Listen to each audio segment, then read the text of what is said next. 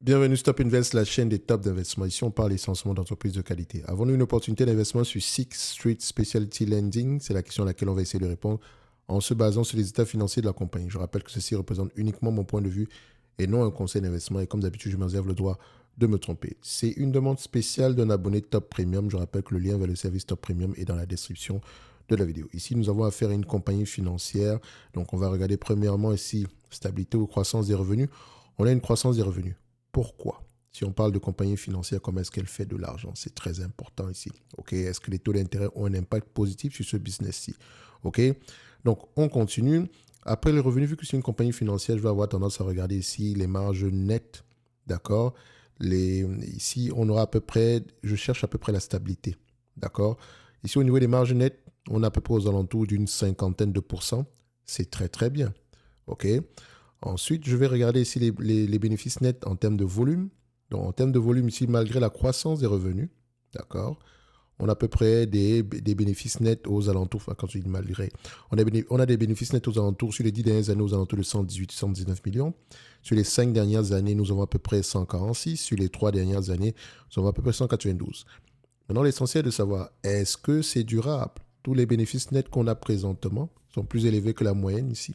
Est-ce que c'est durable? D'où est-ce que ça provient? C'est la question à laquelle on devrait répondre en lisant les rapports financiers. OK? Façon sur les compagnies financières ici. Sur ce type d'entreprise, surtout celles qui utilisent ici le crédit, parce que je pense que c'est le cas pour cette compagnie, je vais avoir tendance à regarder l'évolution des actifs tangibles nets par action. OK? On peut également regarder le return equity pour ce genre d'entreprise. Si c'est une compagnie financière, c'est toujours 10% et plus. OK? Ici, on est aux alentours de voilà, 12 et plus, donc c'est une bonne chose. Ce n'est pas trop la situation du moment qui m'intéresse, c'est surtout la tendance. D'accord? Est-ce que l'entreprise a l'habitude d'avoir un ROE supérieur à 10%? Si c'est supérieur aujourd'hui donc à la moyenne, on va vérifier pourquoi. Si c'est inférieur à la moyenne, on va vérifier pourquoi. Dans tous les cas de figure, j'aime bien déjà que ça se situe aux alentours de 10 et plus. Actuellement, on a 12%, c'est une bonne chose. Maintenant, le nombre d'actions, est-ce qu'il augmente ou diminue? Le nombre d'actions augmente. Et ça, par contre, je m'interroge.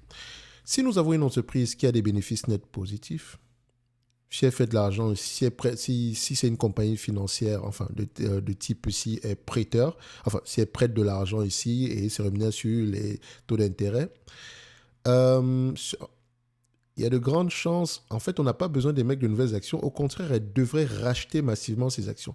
Maintenant, je ne sais pas quelle est la structure même de l'entité. Est-ce que c'est un BDC ou des choses comme ça? Est-ce qu'elle est structurée comme une rate? Il faudrait vérifier ça ici parce que je ne comprends pas pourquoi est-ce qu'elle va augmenter le nombre d'actions. Peut-être qu'elle fait des acquisitions ici, mais quand je vois le dividende qu'on paye sur cette compagnie et le nombre d'actions ici, j'aurais préféré un mix des deux. OK? Donc, quand je dis un mix des deux, rachat d'actions, paiement de dividendes. OK? Donc, il faut regarder la structure de la compagnie. Parce que elle me semble, est-ce que ça ressemble ici à une BDC, la façon dont elle se comporte. On continue. Euh, Maintenant, du point de vue évaluation, on regarde les actifs tangibles nets par action. On regarde l'évolution des actifs tangibles. OK? Déjà en termes de volume, ça donne quoi?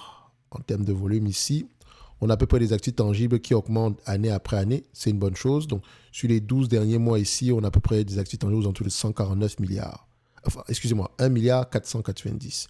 Maintenant, quand on prend l'évolution année après année, on voit ici que la médiane est de 5,28%. Donc, sur les 10 dernières années, les actifs tangibles nets par action augmentent en moyenne de 5,28% par an.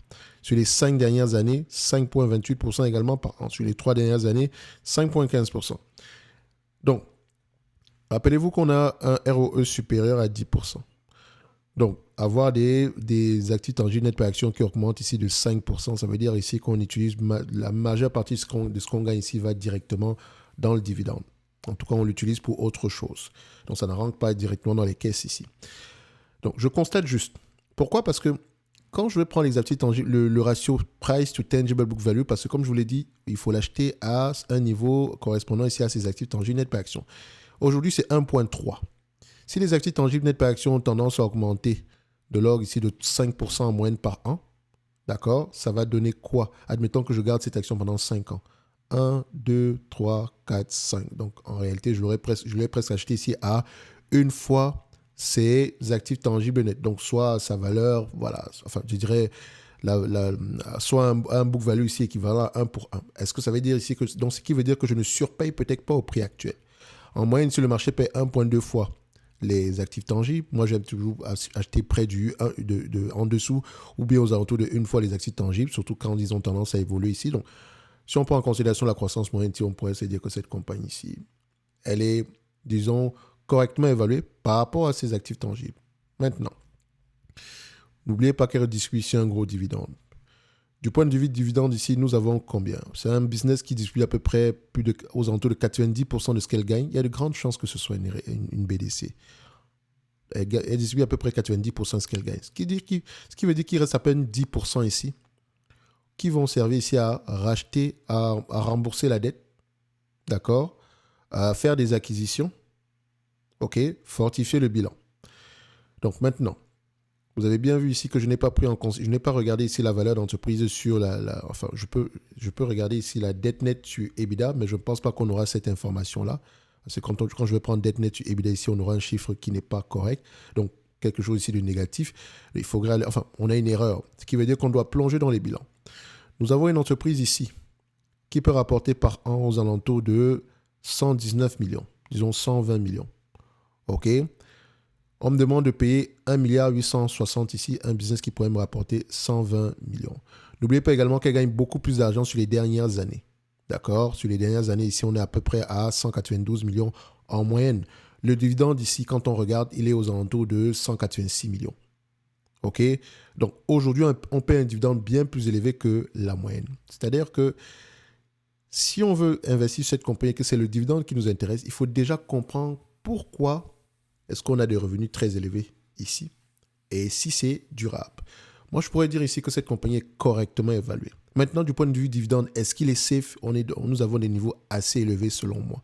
Maintenant, si elle n'a pas de dette, ce n'est pas grave parce que il y a une compagnie ici comme Allianz Bernstein qui paie un gros dividende. Elle a l'habitude de payer un gros dividende. Elle n'a pas de dette. En fait, tout ce qu'elle gagne ici, elle reverse en dividende directement. Je pense même qu'elle a même du cash net.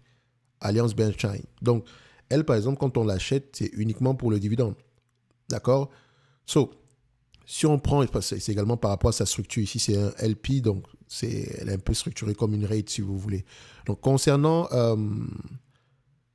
Sixth Street Specialty, je dirais, faites attention aux dividendes. D'accord?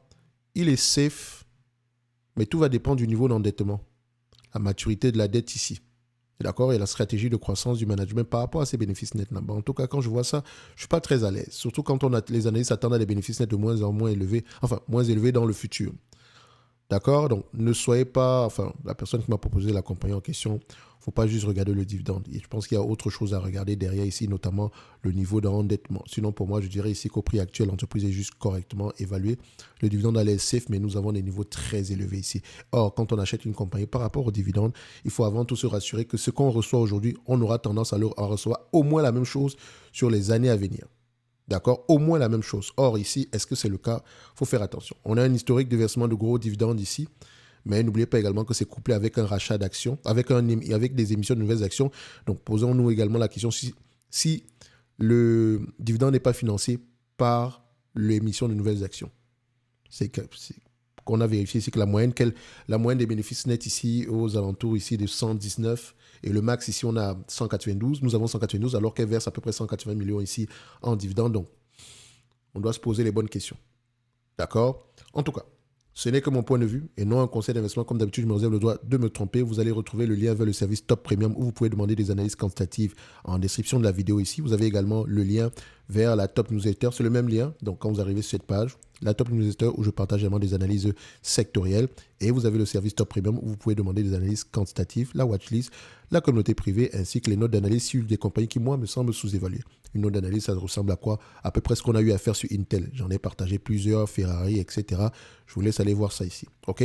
Donc, on se donne rendez-vous sur la prochaine vidéo. D'ici là, portez-vous bien. Merci.